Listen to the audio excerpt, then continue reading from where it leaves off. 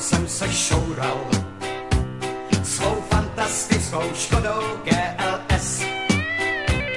Dneska žádnej risk a vzpoura, prostě ani kilák přes, i když jsem jindy běs a relí král.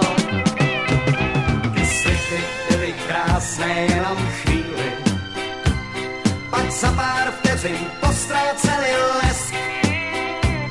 Mě předjel trabant víla v brýlích, řídila ten blesk, já hnal se za ní, než vyslaní tlesk. Da-tam, da-tam, da-da-da-da-dam, da-tam, da-tam, da-da-da-da-dam.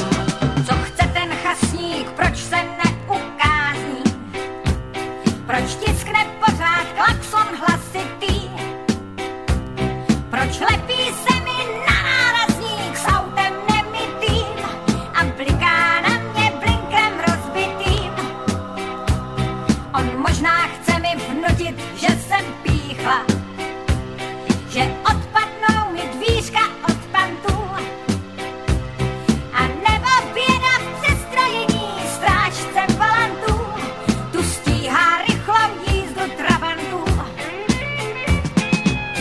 Da-tam, da-tam, da-da-da-da-dam, da-tam, da-tam, da-da-da-da-dam.